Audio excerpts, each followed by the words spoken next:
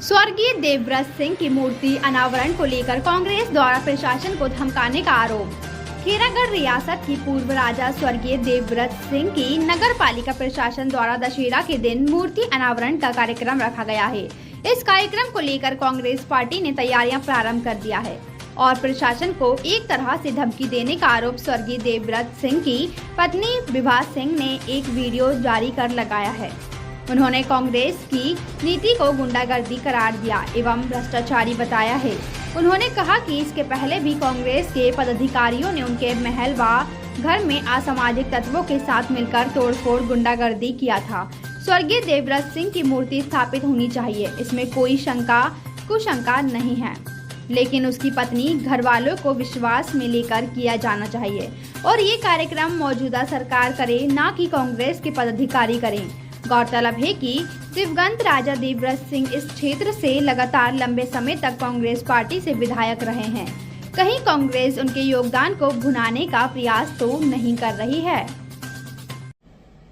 मैं Vibha Singh, wife of Devvrat Singh, आप लोगों से ये रिक्वेस्ट करती हूँ कि आज एक विज्ञप्ति देख करके मुझे फिर से बड़ा दुख हुआ कि मेरे पति स्वर्गीय राजा देवव्रत सिंह जी की मूर्ति अनावरण को लेकर के कांग्रेस प्रशासन को धमका रही है कि दशहरे के दिन फोर्सफुली अनावरण कर दिया जाएगा।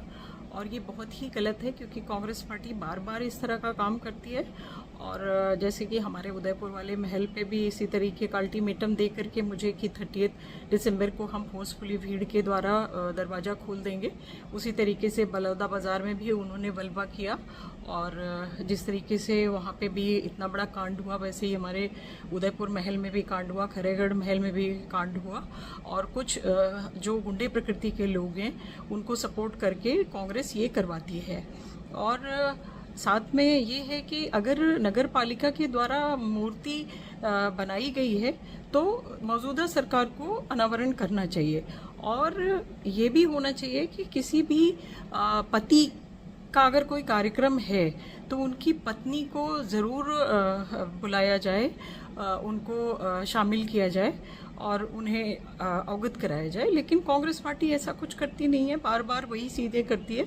और मैंने अभी रिक्वेस्ट किया है अपने सीएम खैर छत्तीसगढ़ के सीएम विष्णु देव साय जी को, और हमने सांसद हमारे खैरागढ़ के सांसद संतोष पांडे जी से भी रिक्वेस्ट किया है कि इन चीज़ों पे बिल्कुल रोक लगाई जाए। इस तरह धमकी देकर के भीड़ से फोर्सफुली बार बार किसी के साथ अन्याय करना अच्छा नहीं है। कांग्रेस का इस तरह का जो सोच है, ऐसी जो सोच है, उन्होंने देखा कि छत्तीसगढ़ से किस तरीके से कांग्रेस को बाहर किया वहाँ के लोगों ने, फिर भी कांग्रेस की आंखें नहीं खुल रही हैं और कांग्रेस लगातार इस तरह का अन्याय कर रही है।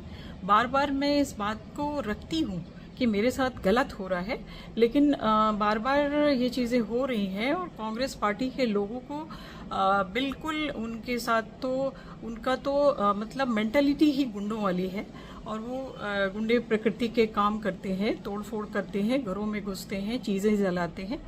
तो मेरी ये सोच है कि चूँकि जो मौजूदा सरकार है वो अनावरण करे और जो हमारे पति स्वर्गीय देवव्रत सिंह जी थे उनके पूरे परिवार को सम्मान पूर्वक शामिल किया जाए और सारे लोगों की सहमति, पूरे क्षेत्र के लोगों की सहमति और खुशी के साथ में उनका अनावरण किया जाए, ये मैं चाहती हूँ। लेकिन इस तरह से गलत तरीके से और गलत लोगों के